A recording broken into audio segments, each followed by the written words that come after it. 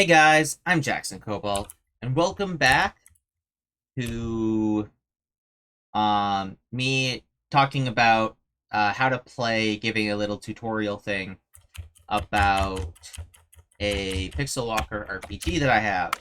This is my Pixelwalker Survival RPG.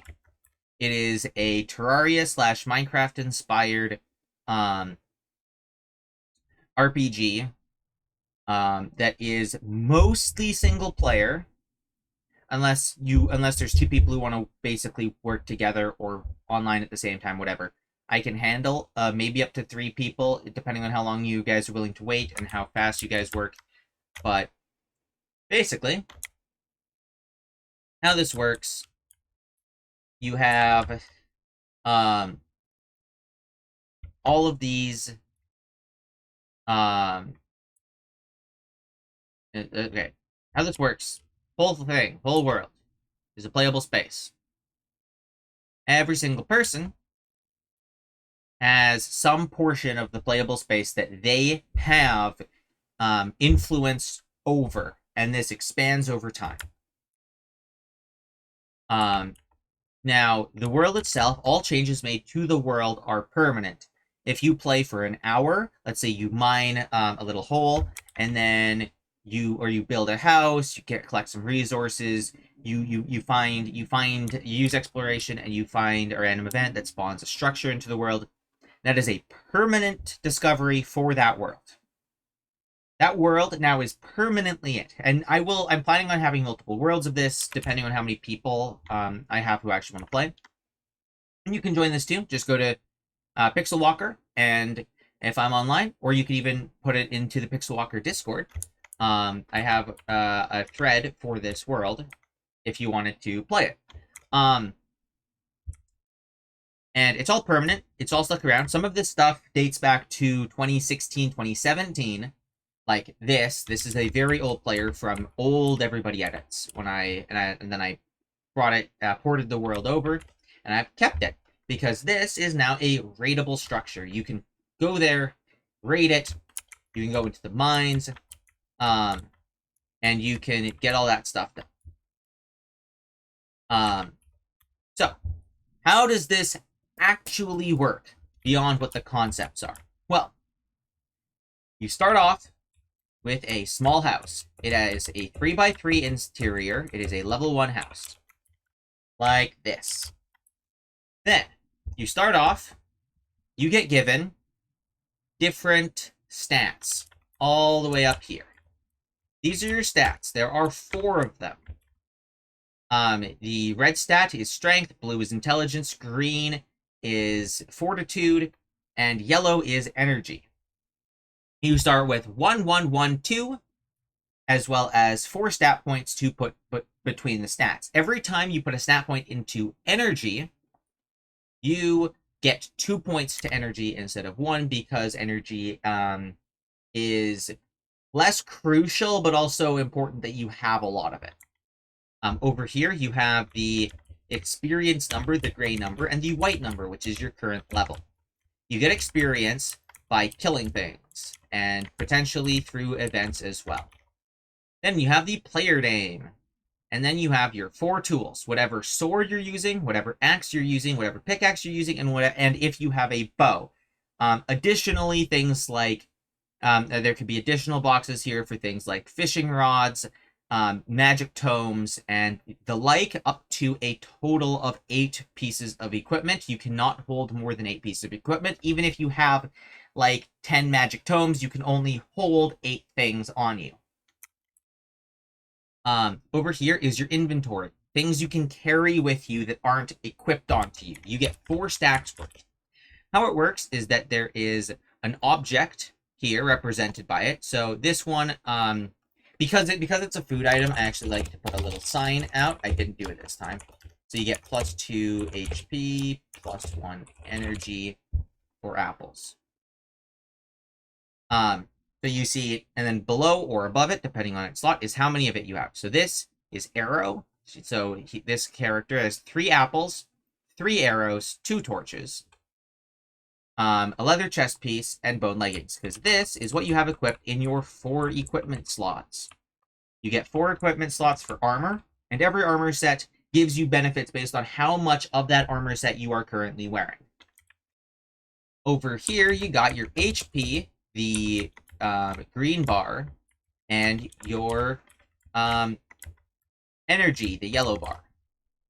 When these deplete, they deplete from either you taking damage, losing energy, or spending energy. If the energy bar goes below 0, you will instantly pass out, and if the green bar, the HP bar, hits 0 at any point in the game, you die, and your character and all of their stuff is forfeit, meaning that it is now an abandoned structure, and you have to start over as a new level 1 character. Which is pretty unlikely early game. You're gonna be getting usually to level 2 or 3 pretty safely, depending on what you've selected. Additionally, we have this corresponds to the 2 storage chests that this character has as additional storage space for the different items. So after you've selected your stats, then you get a bundle. There are a bunch of bundles that give you starting goodies. And if you don't want any starting goodies, there is a hardcore bundle in which you can opt into taking 2 stat points instead, which basically treats you as a level stronger, but you don't start off with anything to help you. So, I will leave a manual to all of this in the description. It is an incomplete manual, but it is still a manual that I am using, and it's access and public information. So, what do you do on your day? You've created a character. What do you do? There are 5 time blocks to each day. 3 in the daytime, 2 at nighttime. And as you complete these time blocks, in quotes, things can change throughout the world. At the end of any given time block, there is a chance for it to begin raining, or other such effects like snowing and other such things. After that, okay, so what can you do on these time blocks? Well, the first thing you can do on a time block is mining. Next, you have cutting trees. Basically, I'm trying to say you have a bunch of options. In fact, one of my other players put a sign down to remind him of the options. So on a time block, you can do one of the following actions. You can explore. Which exploring expands the range of which you can move, in which you can influence. Expands the range. It can add structures to the world. It can add events. You can encounter monsters potentially. You can get injured. Things can happen depending on the different weather effects, different time of day, etc. It is very very rewarding. You can choose to either explore to the left, explore to the right, or explore within. Exploring within will keep you to the same influence sphere, but has a higher chance of spawning something new. Next, you have foraging. Foraging will let you find plants and animals that are potentially rare, and is very useful if you're just looking to collect some kind of food, things like berries and apples. Foraging is also really important once you get alchemy stations, because you can get, with alchemy stations, you can then start using these rare plants in your alchemy to get potions. Crafting. The crafting action, you can craft any number of craftables that you currently have the materials for. Which is and you can do any number of crafting things in one block. Crafting, not to be confused with upgrade house. So the upgrade house action is the action in which you level up your house and put things into your house, like furnaces, like crafting stations, storage chests, beds, and all of the other things that physically go into your house and give you upgrades. The next action is cut trees. Cut trees, you go around, you look in your range of influence for trees that you can cut. Now, How do you know what your range of influence is? Let's see here. So there's a tree that looks at the edge. I drop down and I am to the block to the right. So this tree's stem, or trunk, I guess, the tree trunk is inside your influence rays. You can cut it down. When you cut it down a tree, depending on its stage of progression and how tall it is, you can get different amounts of wood, acorns, and apples. Acorns let you replant trees or can be used to create magical items. Apples are food. You can feed them to either you or any of your pets that are herbivores. And wood, you get a lot more of than usual, and than the other two resources, and is the main crafting resource through most of your game. You will always have some reason to spend wood, and sometimes in very large amounts. Like the first house upgrade is 5 wood and 4 stone, and you are just constantly spending wood. How these trees grow is that every day, a random set of trees, usually taking about 2 days per tree, will increase their height by 1. And when they reach around a certain height range, they increase their stage. The last 2 stages, oh damn it, when was I muted? I think I just hit mute earlier. Trees stop growing at about the height of 11 blocks in height. Next action after cutting, you can cut 1 tree, and then every other tree cut you need to spend 2 energy for. If you get a wooden axe, you get 2 trees cut, and as you upgrade your axe, you might be able to cut trees at better quantities, better rates, better amounts without spending energy, etc. Waiting. Waiting is an action that I don't think I've seen anyone ever take. But waiting is a useful action. When you wait, you gain 1 hit point and 1 energy back without getting any of the penalties you can get for oversleeping. And waiting also gives you a 50% chance of a random event to happen while in your house. So this random event is usually a very safe and beneficial event. However, you do have to wait and hope that you get an event. Fishing. If you have a piece of water, like this small lake or a river or something else, if there is a water source in your sphere of influence, and you have a fishing pole, you can use that fishing pole to catch fish. And fishing, so based on whatever your intelligence score is, you can fish up different tiers of fish, different quantities of fish. Eating the fish will feed you. Cooking it is safer than just eating them raw. You can also fish up artifacts if you are very lucky. It's just a very rare chance. I already went over upgrade house. So sleep. Sleep is an action that you can take at any point in the game. When you sleep, you restore your energy to full. Your HP increases by a half. And if you haven't eaten yet today, if you haven't eaten since the last time you slept, you will gain hunger. At the end of the day, you will automatically sleep after the 5th time block. And then the last 2, there's cooking. If you have a furnace, you can cook, which lets you cook any number of meat items, as well as smelt any number of bars that any number of ores into bars that you might have. The pray action is something specific because he has this. However, he can pray at the altar whenever you take an explore action. It's an altar of flames that he found. Last one that I skipped over is mining, because mining's pretty complicated. So how mining works.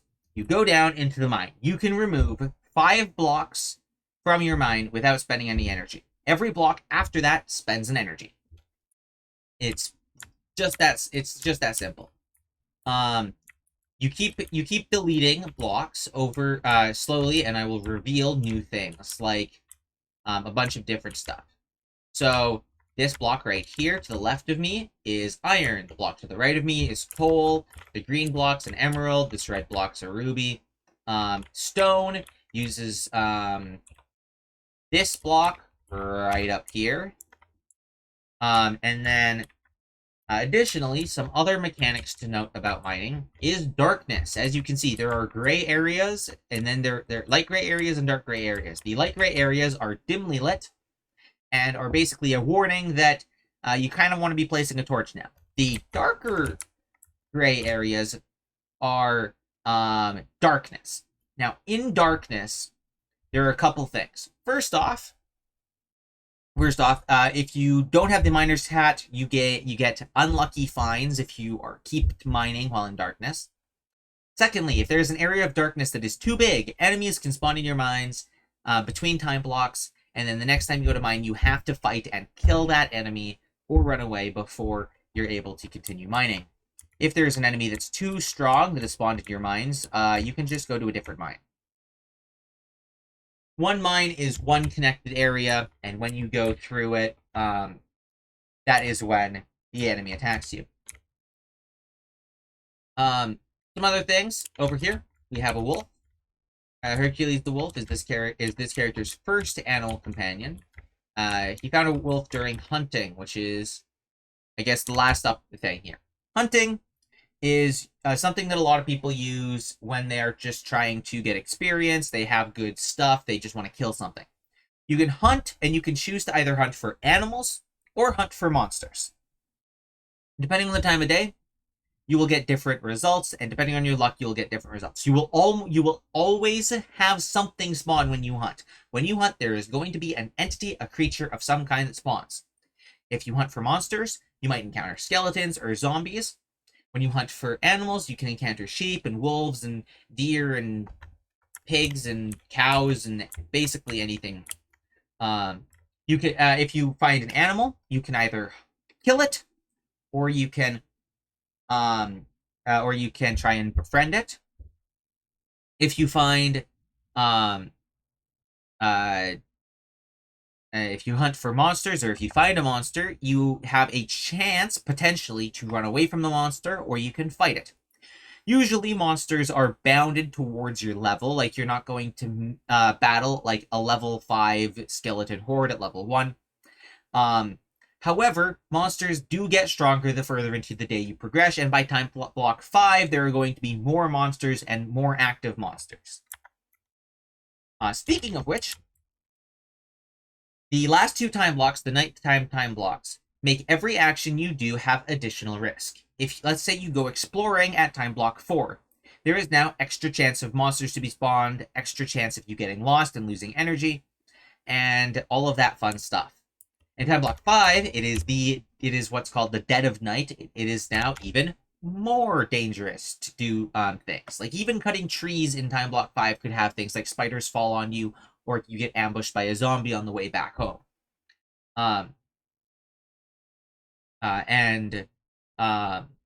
But there's never a downside to these fights, assuming that you're able to survive them. If you're able to survive them, you get experience and you can level up. Once your experience is twice your level, you level up. When you level up, you get a choice of putting a singular stat point into 2 different stats. Now remember, if you put it into energy, you get 2 times. You get increase of 2. Or you get a skill of my choice from the list of skills corresponding to the last action, the action that you've spent the most amount of time doing since you last got a level up. So let's say if you were mining more than anything else, you mined a bunch of times, you have an option of getting a mining skill. The skills, unfortunately, are not in the document because I haven't finished all of the skills yet. But there are a couple skills, at least, for each of these different actions here, including waiting. There are waiting skills. So if you really wanted to, you could wait like for an entire day or multiple days. And and right before you level up, and then you get a waiting skill, and those waiting skills are actually really, really sweet. Most of the time, when you get a skill, it'll only correspond when you're doing that action, but sometimes it'll be otherwise. Like one of the mining actions is that every 5th block you mine will always uncover a random gemstone. The 5th block you mine in a single day, so it only happens once per day. Or like an exploration skill, in which when you explore, you will get to see 2 options, and you pick which one you want. Basically letting you have a reroll if something bad were to happen. Now, I've probably been rambling about this game for the full 21 minutes, and I hope I made myself clear, and I hope I didn't accidentally cut out any important information by accidentally muting myself that one time. But, yeah, if this seems like a fun game, then please meet me down in Pixelwalker. And there's a lot of stuff to this game, like there's the whole magic system that I haven't really talked about, because unless you start with the mage bundle, you just won't have magic for quite a while, because it's expensive to make magic. And there's boss fights. There are boss fights. There are boss arenas that can be randomly generated in the underground. You can summon bosses to fight. There are raid bosses even that require at least 3 people to work together in order to fight and kill and all that jazz. Ooh, okay, so one last thing for this movement system, okay, or a combat system. Let's say I'm battling another Smiley, okay? So we have our starting positions, which are locked. I will usually tell you where your starting position is based on where you are positioned before the fight starts.